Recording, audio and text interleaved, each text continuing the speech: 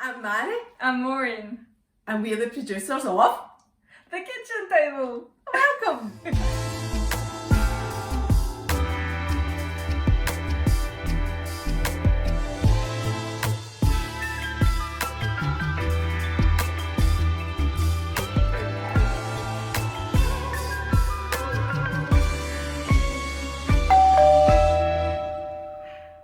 Welcome to this week's Kitchen Table with Mhairi, who you now know, hopefully. Kirsty, our regular contributor from HonestKirsty and MentalMoms. And this week around the table we have Kelly Houston. Kelly. A lot of people have Is said that that. Is it Mhairi? Is it Who Mhairi? am I? I'm Mammy.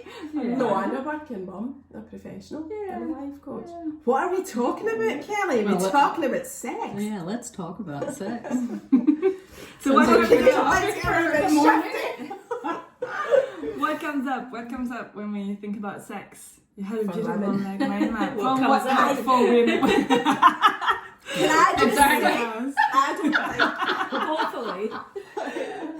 I just want to say to kick it off, I don't think women especially talk about sex or open up about sex enough. I know that we do it with our friends privately or whatever, but you know, like TV or you know, just in general, women don't talk about how they feel about sex. And, In general, you know, with friends or with their no, partners. just no more. No, I think. Well, I don't know how much people talk about it, to be perfectly honest. But I definitely feel, in terms of out there in society, in the mainstream, there's not a lot that women. There's not a lot to offer for women if they think, well, I'd like to know more or learn more or whatever. People just don't openly talk about it. Well, What do you yeah, I think? know what you mean. There's so much to talk about though, just by what you said. Because there's sex, there's intimacy. So is it intimacy that people don't really talk about? Is it the act of sex? Because we talked about, you know, the Super Bowl and The Super Bowl. Yeah, did you see that? Shakira and J-Lo, Oh, and then yes. being criticized for Oh. being overtly sexy and all of that, and being, you know, successful women, so they can't be sexy because it doesn't show the right image. And then J-Lo bringing on her daughter just blew everyone's gaskets. Yeah. So there's, I mean, I think that's the thing. When we talk about sex for men, it's sex. It's what it is. It's a mechanical action. It's a function. Sort of like brushing your teeth. Having a dump. That's kind of what it is for men. Hopefully a little bit of that. I know, that's it. It's like women, it's almost kind of disregarded that women don't need or crave sex. I like sex. I like orgasms. You know, people don't say But you don't that. need men for that. No, I know you don't. No, and no, we're not talking about men and sex, we're talking about women and sex. Yes. And what I'm saying is that women don't often stand up and say stuff like that. I like sex. you're I right. like. I often think women in sex is belittled or cutified, or do you know what I mean? Like if you've got, it's not. So if you've got a strip club with females, it's like the men are sleazy, but when it's a woman, they're always like woo, throwing their pants and all that, and I'm like, you kind of like make a That's joke right, about I sex know. when it's women. I'm like, no, it's actually we are quite sexual, and you know, and we are. But it attractive comes and from an stuff. old assumption that women aren't Yeah. sexual creatures. Yeah. Or if they're either innocent, the Virgin, Madonna, Or the or they're the extreme. whore. Yeah. And so they're, you know, they're dirty and all of this Yeah. stuff. So we haven't kind of found a way to marry those two bits inside And when we ourselves. try and do it, they make a joke of it almost, like just belittling your attractions or whatever. I find like they just kind of joke. Like Sex and the City did a lot, but it also made a lot of jokes about it as well. And you're like, you kind of need to take it a bit serious, you know? Like, stop making us all like to be like bra throwers when we see a six pack. That's not what it's like. Well, that might not be like that for Not you, for me. Kirsty, but when I see that, I'm only joking. I am only joking. But Sex and the City did it did a lot of good, change things a lot. for I sure. loved it. It was Yeah. such a revolution. I was like, oh wow, you can talk about it like that? I've never seen Sex in the City. Really? Either. No, Is I it haven't. Samantha the one that's always got the boyfriend? Yeah. Yeah. And is always keen to try something new. Yeah. She's up for it. She's game, yeah. She doesn't care. She Yeah. doesn't care what people think. Yeah. And I think a lot of that with women has to do about what other people think of you. Yeah. And we're very much about being well behaved. We were socialized as little girls to be good little girls. Yeah. We're not allowed to be thought of as brave or daring or risky or indulging ourselves. It's all about being good mums and good partners. So I think sex is a taboo in itself. It is, as women. very much so.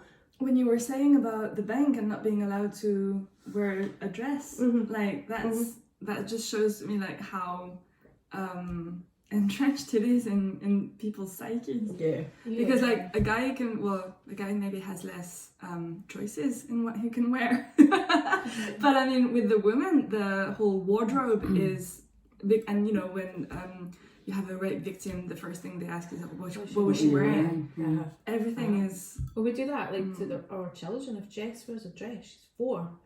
Some people will tell her, get your dress down, get your dress down, get your dress down. And I'm like, stop sexualising the child. She's not doing it for any other reason than she's playing or whatever. Like, I know you want to protect her, but at the same time you can see it and people are getting annoyed because she's showing her bum. And I'm like, stop making females the master of sex. This really annoys me that we're the ones that control and hold sex almost, and then we're the ones that are either like nuns or sluts. Like you're given this, I don't know, pressure almost from like. But what gets me is things like high heels. That's entirely designed for men. Yeah, they're men. Would a woman ever really design a high heel? If you'd gone back to cave times, that'd be the first thing on her list to design. No, maybe to be 10 inches taller, just so she could have one over the men. But they were meant for riding, weren't they? For men, for horses.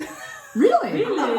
Probably not stilettos, right enough. But But that's that's More where it like came yeah. from, and then it just advanced it's like from a lot there. of female fashion. It came I from didn't know males, that. and then when we take it on, they're like, whoa. Like, you couldn't look at a woman's ankle before, and that was sexual, and now it's like, stop sexualizing women. But Then because taking it it's away. mainly a patriarchy, everything, women are always having to push to get themselves seen as just ordinary people, you know, but men dominate, and they've always dominated. So we're having to push. Right now, we shouldn't be having this conversation. No, that's right. But we are. And so, what do you think about sex? You're about to have a baby. Was that a good choice? Sex time. I love sex. I think it's really important. Like, I know everyone's different, but I feel like it's something I need almost to be intimate and to have that relationship. Not intimate sexually, just intimate. It's the intimacy for me. It's that connection with my partner. So it's about being close. Just having a cuddle sometimes is more important. And if sex is then, but I don't know that men separate out. It could be men or other women, because I don't want to get into those gender confused roles. But for men, for me, in my past, intimacy often leads to sex for men. And I think men do it differently, in my opinion. I often like intimacy first and then sex, but I think men prefer sex to give them an opportunity to be intimate, because I think it's harder for them to be intimate unless sex and physical contact takes place first. So I think we come at it from different sides of the coin, which sometimes is what causes the tensions. Yeah. I don't know. I think so. I mean, we all know the times when you just want to have a good romp and jump in the sack with somebody. Yeah, but you grow out of that, I think, personally. I think, having sex, the just actual, you know, I think you do, personally, from my experience, you do more of that when you're younger than you do when you're maturer. In my experience, I know this doesn't mean everybody does that, but it automatically makes me think of my first husband and how, ultimately we separated because there was somebody else involved. Now, immediately my mind at that time went to the notion of sex, and it wasn't that there was an issue as far as I was aware in our relationship, but it definitely made me feel completely incompetent as a wife and as a sexual partner.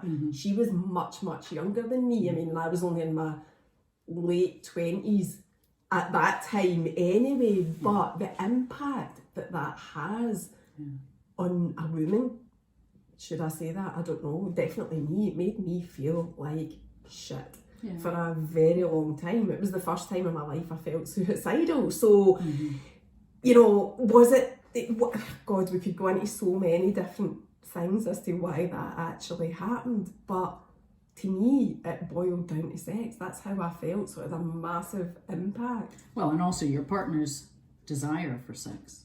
You know, it wasn't really a comment on you so much, probably as much as a comment on him. You know, there's a lot of people that just have everybody has different libidos. Some people have a higher sex drive than others. So, and some men feel entitled, and that's just part of, they don't take it as seriously in some ways as we do. They don't look at the fallout for people that they care about. So it was devastating for you. I don't know if it was devastating for him. He was obviously getting his jollies off, and that was fine as far as he was concerned. But the fact that women carry that, you know, we feel bad, like we failed and we've let somebody down and we're not good enough. I felt like that after the first baby. That's what contributed to my depression, was the change of body and the change of like the sex life. But it didn't change, but it was in my head that it did, and I just felt different, and I felt like it's like an obligation or a responsibility almost to be the same sexual person or partner. So I kind of felt like that really impacted I the felt like that, and I relationship. think I started having sex almost right after the baby. There's my this first thing, baby, and I probably didn't really want to. I was not completely healed, but I felt it was my obligation as a wife. That was my husband that I'm no longer with. But that's massive. That's it's that pressure that somehow if I don't fulfill his sexual needs, then he's going to go away. It impacts you. It's like it's like you. But he never even. It was nothing from him. This was all me. This was all in my head. It was all like I have to do this. I have to perform, or I don't know. But it really, it was really deep. And I thought, oh, that's interesting. Then when you say that. But I think it's that sexualization from children right on up, of young girls right on up, is that that's our purpose. That's your role. That's our role. That's what they want us for. Why would they want us otherwise? Are we not smart enough or creative enough? So I think there is something around people needing, men particularly, but there are women as well, and people that may use sex as their only way to make contact, and they assume it's their right. And it kind of keeps us small. So I'm not into playing small anymore. And when I left my husband, actually, to be honest, after I left him, the last thing I wanted to do was have sex with any other man or deal with another man for the rest of my life. And then my partner came along, and he snuck in under the razor wire, as I like to describe it. And he was a lot younger than I was, so I kept putting him off and saying, no, you're too young. How long was that, Kelly, from when you split up with your husband? Year and a half, I think. And he'd split from his wife at the same time, so there was a natural kind of readiness, I think, to let somebody into your heart. But it was more about that needing, that deeper loneliness where you want somebody and you want to share something with somebody. Sex wasn't the first thing on my mind, although it was lovely to be flirted with and all of that. But I think it's always something deeper. And I think you've got lust, and then you've got love, and then you've got sex somewhere on a continuum in there, and you have to decide, is this my lustful moment, or is this just my intimacy and need to connect and communicate with another human being that really cares about me? So I think sex plays around all that, but it's about which one's more important for you. And when you're younger, I would agree, lust is really, it's great. It's higher up. So it's fine. Was it an age thing, or is it where you're at in the relationship? I think it's where you're at. In the beginning of the relationship, I think that's always a point of, I don't know, something that brings you together, and there's that tension and that chemistry. Exactly. And you definitely, right? You do more of that. Let's face it, when you first meet somebody, you're ripping your clothes off every 30 seconds. 10 years later, where's the clothes making? Get off the sofa! For God's sake, have a shower. Put those pajamas somewhere else. No. Take your socks off when you get to bed. The cardinal sin, sex with socks. I used to know a guy who would always make love with his socks on. How weird is that? It was an affair I had many years ago when I was quite young. But he would always make love with his socks on. It was like he was ready to bolt because he was married, and well, I wasn't, so it was fine. But yeah, I was followed by a private detective at one point, but that's a whole other story. And shot at by a crazy, angry wife. Yeah, but that was a long time ago. You do a lot of things in your childhood that you we have to remind people that Kelly's American. I'm American, sorry. Of course. Or she would get shot at. Oh yeah, watch out, not here. I wasn't here, no. Well, that was years ago. Oh wow. And followed by private detective. Yeah, But so another time. I think that's another interesting thing is about the mistress aspect of the, Yeah. you know, when you weren't married at that point. No. And then he was. Yes. And did she know about you? She found out. Right. But then that was a different affair. And when I was in my mid-20s, I had an affair for a long, long time with somebody who was really quite a special soul in my life and still is. But we were together for about 10 years. And then he was a therapist, I was a therapist, and his wife was a therapist, but they had gotten married, and the arrangement was an open marriage, supposedly, although I was the first person to come onto the scene. So at some point, we would have a 3-way phone conversation. He'd be in California, and she was in California, and I'd be all the way on the East Coast in America, in Massachusetts. And we'd have these processing sessions of talking about our relationship and why we were together and all of this. And she wasn't so keen on me, I have to say. She was a lovely woman, fantastic woman. I can't think why she wouldn't. but we tried not to make it a bad thing. In fact, Jung, who was a contemporary of Freud, he had a mistress and a wife. And I never told my daughter this, but she's named after the mistress.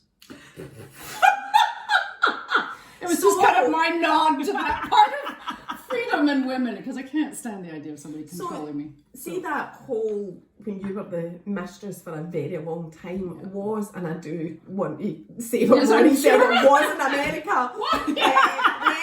When that was going on, was the wife aware of it? So what I'm getting at is, was it an open relationship? Was it like, yeah, this she is didn't all choose okay? it. She didn't choose it. It's, to be fair, somebody wrote a letter to her about my relationship with her husband. But they got married under the condition that he didn't really want to get married, but she really did. So he wasn't going to commit 100%.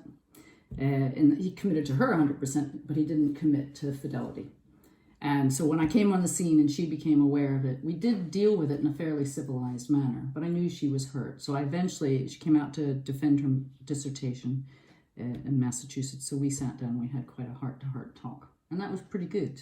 And I met her years later in Edinburgh, at the Edinburgh Festival. Her son was grown up and came to perform. And we actually made peace. So it was really good. But this is America. You know, in America, everybody kind of sleeps with everyone and goes to everyone else's therapist. And then you kind of go, oh, well, okay. So how can we process this? When that came out and when you had that conversation with him, was that the end of your relationship with him? No, that was just. But I did say to her that I would try to stay away from him for a period of time. But you didn't. To heal. I did for a while, quite a while. But then you went back. And then we met again in Washington, D.C. and had a little fling. We've always had a really deep, close connection. So I think it's an unusual one, but I also think when you have an affair with someone, it is unreal because you're not living with them day in and day out. You're not picking up their socks and telling them to go bloody wash their bits or whatever. So it was kind of... Was it just sex? No, it was a lot more than that. It was a lot more than that. Now, but when I was younger and had an affair with someone, it was his affair, really, not mine. I was single. It was more about the sex, but I was younger and I had a really strong libido. So I wouldn't say no to myself. But when this particular person that I was having when I was older an affair with, I had guilt to some degree because I knew about his wife and I was mindful of her feelings. So we kept trying to put clear boundaries on it. But the what is that? You know, that excitement that you feel when you're falling in love with somebody. It's more than even lust. It's that sense of somebody really important in your life and you can't wait to see them and share everything with them. That was really heightened. And that's really powerful. It's like a drug in itself. Absolutely. Yeah, we're not judging you for any of it. Please know that. No. But do you know what I think though, right? Is I think if I was in that situation where for a long period of time as the mistress and felt that deep connection that we've probably all felt with our current partners, because you know that's why you're with them. Yeah. How did you cope with it not ultimately resulting in a long-term, bona fide relationship? I.e., he wasn't leaving his wife for you. How did that make you feel? Well, I think because I was in my mid-20s, I also have always been very independent. I made my mother swear never to let me get married, to either pay him off or bump him off, because I didn't want to give my life away to a man, and I was raised to think that way. My mom was a feminist. So I think I went into it thinking, I'm enjoying this. Yes, I'd like more of it. And yes, I did miss him when he wasn't there. But I was young, I was busy, I was doing other things, I was working. And I wasn't overly attached at that stage. Later on, there was a period where I wanted to have more. And I think he wanted possibly as well. I think he and his wife separated at one point. And the first thing he did was phone me. And I thought, I'm not going to go there until you sort your shit out. Because I had an instinct. I knew he'd had an affair with me, so what's to say he wouldn't have an affair with someone else? So I didn't trust that, and trust was the most important thing for me. So he wasn't exclusive with his wife, but you were exclusive with him? Mostly. He never asked me to be, and I didn't feel he had a right to. Yeah. I mean, my heart was there, so that was the most important thing. So you didn't end up with him ultimately on a monogamous relationship? No. You know? No. And how did you feel about that? Did that upset you, or were you quite happy? No, I actually broke up with him to marry my husband and move to Scotland. Wow. Yeah, and it was quite a powerful thing, and he was in tears. And so there was always this assumption, I think, that we'd be a part of each other's life forever. And we still are, but he has a brilliant wife now. He did leave the wife number 2 for wife number 3. A lot of people thought I would be wife number 2 and 3, but no, I think we had a different destiny. And I actually think sometimes when you have an affair with a person at a particular point and you are the right person for each other in that moment, you can't judge that. You have to just go with, okay, this is helping somebody make a transition. We didn't know we were helping each other make a transition to the next stage of our lives. He's incredibly successful now. I've gone and done what I wanted to do, and I would not change it. There was a point when I was married over here that he said to me, would you leave your husband and be with me? And I said, no, I'm raising children. What are you, ridiculous? I'm not moving halfway across the world. He lives in California. So I said, no. So there's been junctures where we could have gotten together. But I think my instinct said, this isn't the way to do it. This doesn't feel right. No matter how much I loved him and cared about him. So we're lifelong friends. And to me, sometimes we don't know whether the person we're sleeping with is really the person that we're meant to be with, or they're meant to be your best friend or your mentor or your, That's such a good point. And you don't choose, we fall into sex far too easily. That's true. Because of lust or because of loneliness or need for intimacy or whatever. And we just don't stop and think, is this the right relationship? I was sleeping with a guy once that we were just friends, really good friends, but I would easily fall into bed with somebody because I was abused as a child. So it was quite easily, my boundaries were eroded. So all of a sudden we were starting to make love and we just turned and looked at each other and went, this isn't working. And we started to laugh. I was like, okay, fine, that's fine. So, and his wife has since, he got back with her and we've become really good friends. And so it's all great. But I think you take it and you hold it too preciously and you forget the bigger picture of what's really going on here. But of course, when you're hurt and you're in the middle of that hurt, it's kind of hard to see.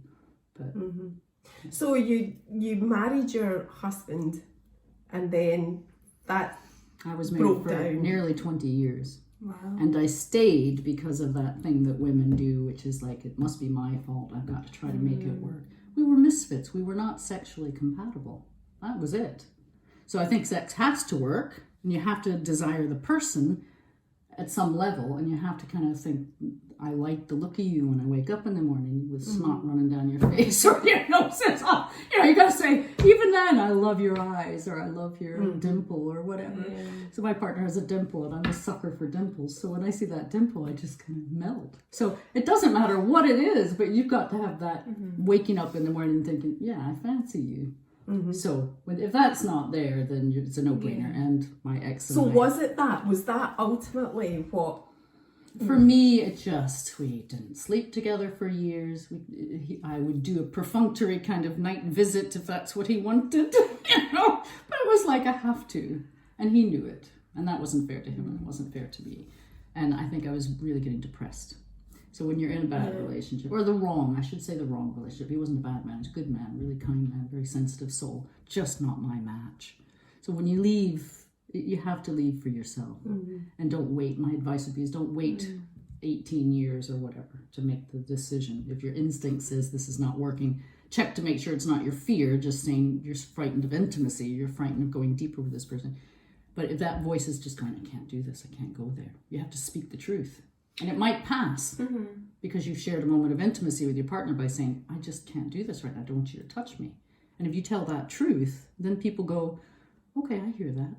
So you have to stay in the moment, which is really hard in a relationship because you're frightened of losing them, or they're going to judge you, or you hate yourself, you feel like a failure, whatever that is. So, but often if you can lay in bed with somebody and snuggle, it's that old pillow talk thing. You all of a sudden, you kind of heal the wounds. And if that's not working, then I think it's always a communication problem. Yeah, I agree.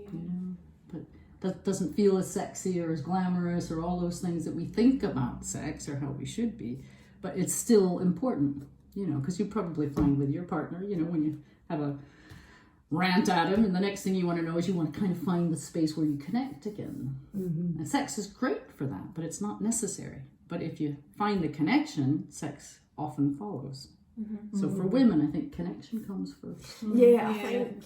Yeah, and you've just made me think about mental health in sex because I think there's a strong link between both. Because I think when you say women feel obliged, is there a mental health issue going on there? Yeah. That's what they're here for, that's what they need to do. And then do they feel they need to engage in sex with their partner to keep it a healthy relationship? Again, is that a mental health issue rather than a sexual issue? Do you know what I mean? Yeah. Self-worth definitely comes into it. Definitely self-worth. I mean, how many times we do things just because we want people to like us, or we don't want to feel alone, or we don't want to be abandoned. I mean, that's at the heart of most of us, from children, right on up. We don't want to lose the love of the people that we need. We think we need them. And then we do all sorts of contortions just to be loved. So sex is no different. It's just another thing we engage in to get approval and love and comfort. But it shouldn't be. It should be the comfort and the approval and the love first, and then then the sex follows as a natural consequence of a deep intimacy. And that, take out the fact that when you're a teenager and you're in your 20s, you probably want to have sex with most things. It's kind of, it is in there, let's face it. But as an older woman, my hormones are not there. They're pretty much non-existent. How old are you, Kelly? I'm 65. And are you? Yeah. No way! Kirsty asked me how old you were, and I said, I think she's about 55. 65. Wow. But just because you're all such young women, see, anybody would look, old over there. That's so interesting for me, because obviously I'm 46, and the next thing for me hormonally is going to be the menopause. So I'm already thinking, I feel a bit apprehensive about that. I'm concerned, I'm worried, because I've seen lots of women go through it and completely change. And I suppose from a sexual point of view as well, where does your sex drive just go? It gradually goes. The good thing is, after menopause, you can't get pregnant. So it's really good fun. But it is. It's really good fun because it's uninhibited sex with your partner, even if you don't like them. It's really good. All that fear is taken off. And it's not that you don't want to get pregnant, but you want to do it on your terms. Often, so that's why. And then your hormones continue to creep down steadily. And I went through menopause, at 42. So I'm 65 and a half now. So you can imagine there ain't nothing left in there. But it's all up here. So it's how you come to it. Yeah. It affected me, probably I was more prone to depression, I think. My moods would drop. But a lot of that was circumstantial anyway. It was being in a bad marriage. It was trying to get out of a social work program that I was involved in and work. So, but the good news is you feel more your own woman because you're not beholden to your hormones anymore. So all of a sudden, you're not being run by your mood swings. It's really nice. Sounds good. Sounds good. Well, mine were pretty intense, I can tell you. So. But Yeah, I still miss the days of sex when I was pregnant, though. I think that was the best sex I ever good had. sex. That was really good sex. So much, yeah. Because your hormones are like, whoa! Yeah. So I've just decided to start taking HRT, and I started 2 days ago, and it'll take about a month before At I feel it. 65. Why? And they don't Tell usually- us about that. They don't usually do that with women my age, but I've done all the research, and I've thought, well, no, there is some benefit. And you do, I mean, your skin changes, your bones get thin, there's all sorts of things. So my advice would be, make sure you get your calcium, absorbable calcium, eat well, and stay active, because that's what you need to keep bone health. But it keeps your whole body healthy. And it keeps your sex drive. So- My sex drive is there. It's not gone. But was it always there throughout menopause? I want to know more about sex and menopause, Kelly. If you're lucky, you'll kind of go through menopause, and it'll be done around the age 55. I think that's the national average for women. But 51, they say it starts, but I don't It know how starts, long but you'll it probably be lasts. finished by around. Perimenopausal till Some 55. women are much longer. Yeah, and some some- start much earlier. like Yeah, you which is said. why I would say you probably are best to do HRT for probably 5 years after the menopause, just to extend your bone health, if nothing else. But then, you've got a bit of time to think about those things, and the science is changing all the time. But as far as your libido, it does drop. And then you have to be creative in your thinking and your role playing and your fun and your props and all of that. So you just have to enjoy yourself. The nice thing about becoming older and not being beholden to your hormones is you just make decisions that you want. You don't just do it, and you don't get emotionally pulled all over the place. You just decide, okay, and you speak the truth. You just say, no, I'm not doing that, sorry. Or I'll have a bit of that. So cough it up. So it's just about being yourself more. Yeah. So women don't realize that, because we are victims of our hormones, and nobody really appreciates that unless you've had estrogen in your body kind of ruling the roost. So I think it's a good thing. I think menopause is not anything to be frightened of. But I also think that staying healthy is really, really important. So staying active and feeling good in your own skin, and not worrying about what you do because it's pleasing your partner. It's a lovely thing to love someone, no doubt. But do it for you. Wear nice underwear for you. Do fun things where you pamper yourself. Don't wait for somebody else to bring it to you. That's all I can say. Well, I think that's probably testament to how you should live your whole entire life, whether you're in the menopause or not. So I'll just remember that. That's fine. But listen, we're probably just reaching time now, so I'd just like to say thank you so much for coming and speaking to us so openly about sex. I didn't even get to the good stuff. I'm sure, I think there'll probably be another episode that we can really dig into the nitty gritty, but as I say, thanks for now. That's been brilliant, Kelly. Thank you. My pleasure, sweetie.